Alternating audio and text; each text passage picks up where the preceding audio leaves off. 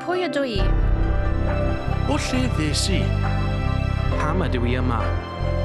Pam ydw i am gwybod? Pam rydym yn ddioddef?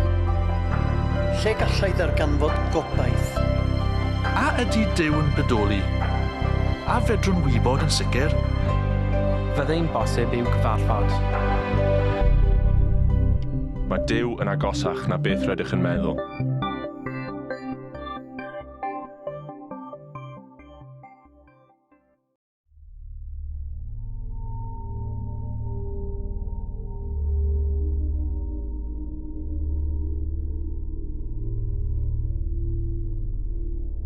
Cwestiwn. Sut gall unrhyw un gredu yn Duw pan mae'n gymaint o boen a dioddefaint? Sut mae credu mewn Duw cariad pan mae'n gymaint mewn bywyd sy'n brifo? Cwestiwn. Pam credu yn Duw pan mae'n gymaint o boen a dioddefaint? Sut yn y byd mae credu mewn Duw grymus, da, cariadus pan mae'n gymaint o boen o'n cwmpas? Y realiti syml a poenus yw y bydd pob un ohono ni ryw adeg yn ein bywyd yn wynebu colled. Y profiadau hynny sydd mor ungol o boenus nes i fod o'n ysgwyd y cyfan oedden ni'n ei gredu oedd yn wir amdano ni yn hunain ac am fywyd fel roeddem ni'n ei ddeall. Yn aml ar yr adegau hynny, mi fydd yna gwestiynau. Pam? Pam oedd yn rhaid i hyn ddigwydd? Pam y bobl hyn o bawb? Pam nawr? Pam yn y fan yma o bobman? Pam fi? Pam fod hyn ydi digwydd i mi? Pam Dduw? Ble oedde ti yn hyn i gyd? Gall fod yn gwestiwn cwbl dyngedfennol, yn brawf i rai fod Duw ddim yn bodoli, achos petai'n holl alluog, yn holl gariadus, bydde fo ddim wedi caniatáu'r fath beth ddigwydd yn y lle cyntaf.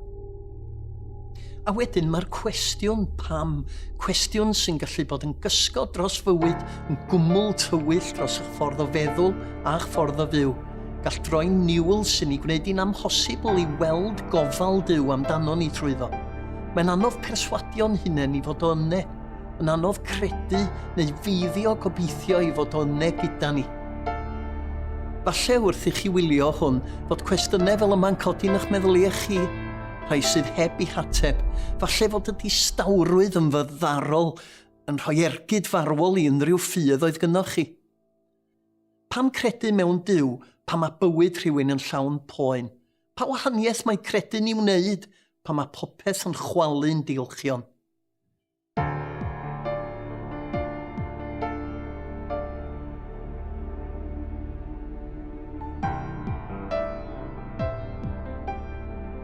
Mae'r ysgrythurau'n cynnwys casgliad o ganeuon hynafol, salmau, gweddiau mae pobl Duw wedi dal yn dyn ynddyn nhw pan oedd pethau'n dda ac ar adegau anodd. Dyma rai geiriau o Salm 46. Mae Duw yn noddfa ac yn nerth i ni, yn gymorth parod mewn cyfyngder. Felly nid ofnaf i'r ddeiar symud ac i'r mynyddoedd ddisgyn i ganol y môr. Mae arglwydd y lluoedd gyda ni, Duw Jacob yn gair i ni.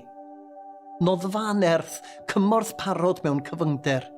Doedd ffydd yn Nuw rioed wedi fwriadu fod yn rhyw fath o bolisi yswiriant dwyfol yn erbyn poen a cholled. Dyw ffydd ddim yn addo'n hachub ni rhag helyntion, ond mae o'n addo'n noddfa i ni yng nghanol helynt. Nid rhywun sy'n sefyll ar y mylon bywyd yn gwylio'r holl boen ydy Duw. Dyw poen y ddynoliaeth ddim yn iadel o'n ddi-deimlad i'r gwrthwyneb, fod i'r un sy'n bresennol bob amser. Mae onen wastad, mae ei gonsern yn gyson. I awdur y salm ryfeddol hon, fod i'r un sydd ddim yn newid pan mae popeth yn cael ei ysgwyd, popeth yn ansicr, fod i'r un y medrwn ddal gafel ynddo pan mae popeth oedden ni'n ei gredu bellach yn destun amheuaeth, fod i'r un sydd yn ffyddlon, a hynny pan mae rhai sydd agosaf ato ni yn siomi ni'n troi cefn arno ni.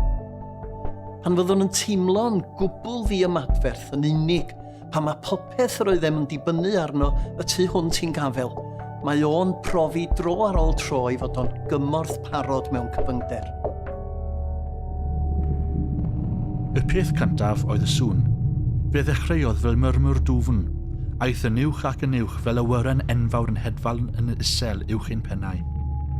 Doedd neb yn gwybod beth oedd yn digwydd, ond dechreuodd walia'r dosbarth ysgwyd.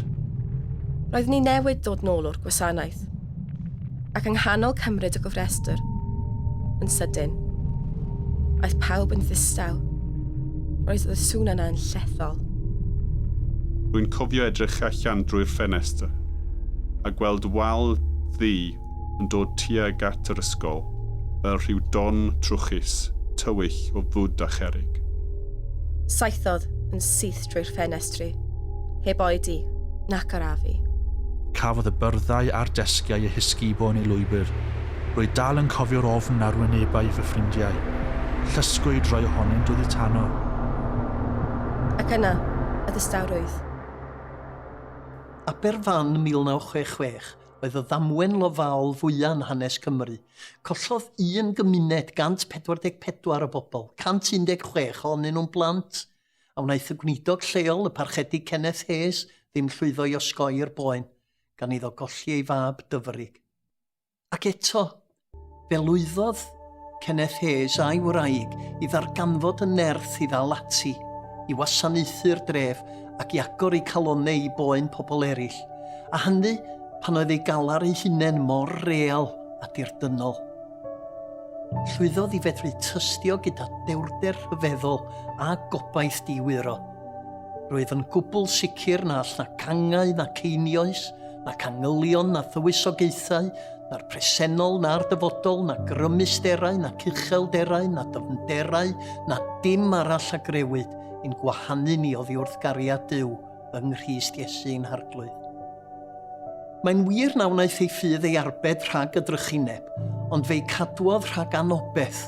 Llwyddodd i weld drwy'r cwmwl du o boen a cholled i realiti mwy, y realiti am gariad Duw yn ei amgylchynu, a doedd dim yn atal y cariad hwnnw. Pan fydd un o'n plant yn brifo ei hunain, un peth dwi'n reddfol yn ei ddweud ydy, dwi'n gwybod. Hyd yn oed fel oedolion pan fyddwn ni'n sôn wrth rhywun am bethau sydd wedi'n brifo, mae'n gwbl naturiol iddyn nhw ymateb trwy sôn am ddigwyddiad tebyg yn eu profiad nhw. Pam? Mae fel petai fod rhywbeth yno ni ar adegau o Poen angen gwybod fod rhywun arall yn deall. Den ni angen gwybod yn fwy na dim arall nad ydyn ni ar yn pennau'n hunain. Ambell waith, rydyn ni eisiau gwybod pam fod rhywbeth wedi digwydd. Ond mae'n bosib mai nid cael ateb i'r cwestiwn yna di'n hangen dyfna ni, ond yr angen i adnabod y Duw yna sydd yn noddfa a nerth i'r rhai sy'n barod i redeg ato, yn lle redeg i ffwrdd. Roedd Ken Hayes yn gwybod fod Duw yn deall ei Poen, yn deall Poen Aberfan, a mi fod ynte wedi profi colled, roedd wedi profi colli ei unig fab Iesu Grist. Gafodd ei ddienyddion greulon ar offeryn artaith, y groes. Honiad unigryw y Testament Newydd ydy bod yn creawdwr yn gwybod o brofiad personol beth ydy mynd drwy'r poen mwyaf, ac oherwydd hynny, mae'n deall yn poen ni. Mae'r groes yn dystiolaeth i'r Duw sy'n deall, ond mae'n fwy. Mae'n Dduw sydd ar waith yn hanes y ddynoliaeth ac yn barod i gael ei frifo, i weld ei fab yn dioddef a marw mwyn cymryd y bai am y boen den ni yn ei achosi i eraill, i'n hunain ac iddo ef.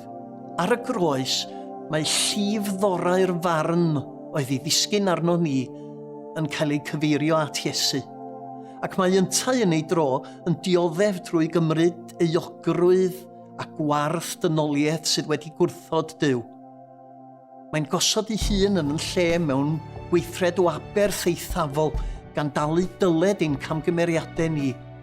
Popeth na ddylen ni fod wedi ei dweud, ei gwneud neu ei meddwl. Mae'n hachubiaeth, ein hiachad a'n maddiant, bellach o fewn gafael oherwydd beth wnaeth o.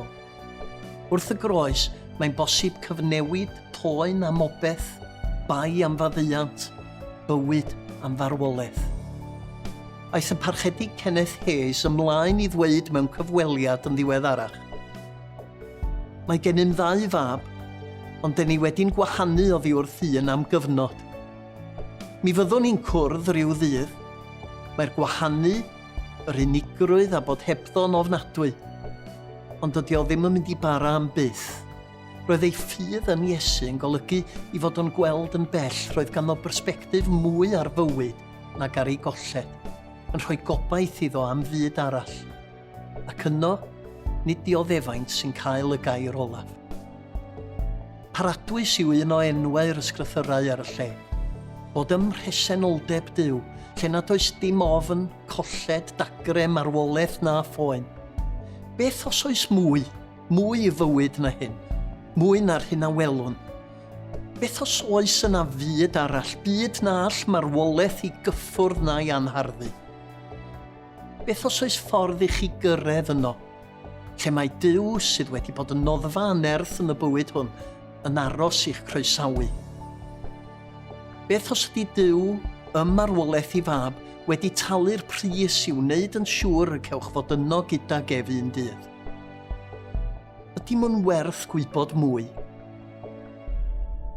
Meddyliwch, trafodwch, holwch.